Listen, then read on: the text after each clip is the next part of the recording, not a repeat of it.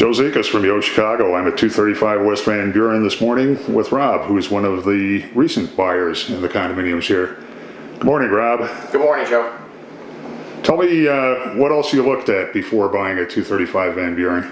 Well, I can tell you I looked at hundreds of places online and then went and toured about 24 in person. I looked at everything from the South Loop all the way through Wicker Park and Lincoln Park. And I think that the location here, as well as the amenities, were just couldn't be beat. And you're commuting out to the suburbs for work. That's correct. So this is pretty convenient. It's very convenient. The freeway, or tollway if you will, is right next door, as well as the L and buses. So public transportation as well as the freeways and roadways are right here. What in particular tipped you to 235 Van Buren? You know, I actually drove by and saw the building itself. I liked the architecture. I liked the way it looked. I felt it was home once I got in and looked at the models.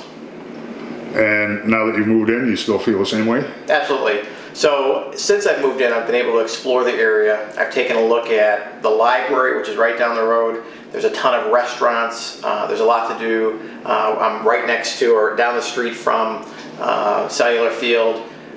Wrigley Field is just a L ride away, so there's tons to do. You have a favorite restaurant? Probably a couple. If I go real local, it'll be the Cactus, which is right down the road, as well as Billy Coat Tavern. They're right outside your front door. Right outside the front door, that's right. Just step out and there they are. And if you go beyond a little bit local? Well, there's everything from the fast food all the way to the high end. So I've been to Rosebuds on the high end, and then I guess your taco stands on the low end.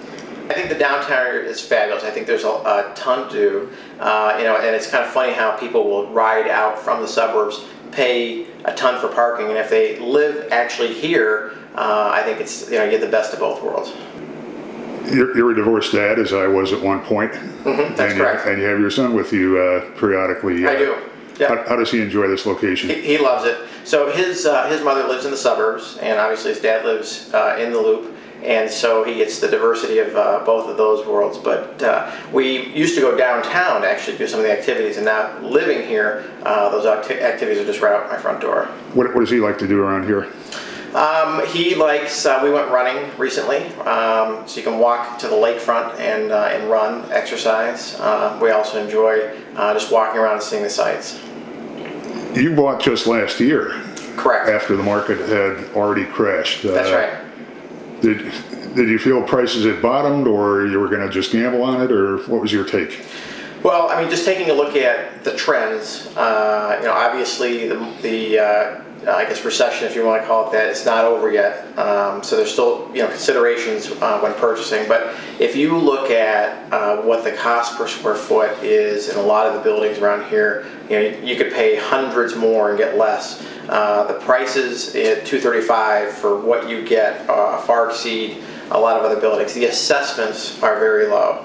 The parking is not heated, but it is covered and well covered. So you do get the opportunity to park someplace where your car's sheltered, but heated parking, although a nice feature, also adds a lot to assessments. So there's just little things about the building I felt were a better deal, and also just given the area positions you for the future. So when prices do start to climb back up, this building does have a lot of promise.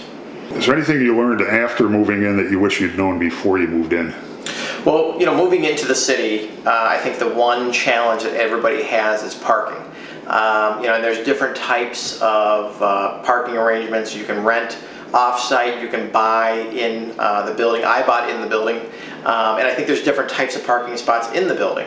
So any recommendation I would make to anybody, purchasing a spot is walk the parking lot to see what kind of spot fits your vehicle and fits how you intend to park. There's your traditional standard spot, and then there's the parking spots that have a little bit different space, a little bit different angle, and so walking the parking spot would probably make you a little more educated. So like any high-rise parking garage, you have spots that work better than others? Yeah, I mean, it all depends on the vehicle you drive, and then also just kind of how you intend to park. If you're one of those people that park dead on and nobody's next to you, you're fine. But if you've got a larger car and somebody next to you has a larger car, then it could be a tight squeeze.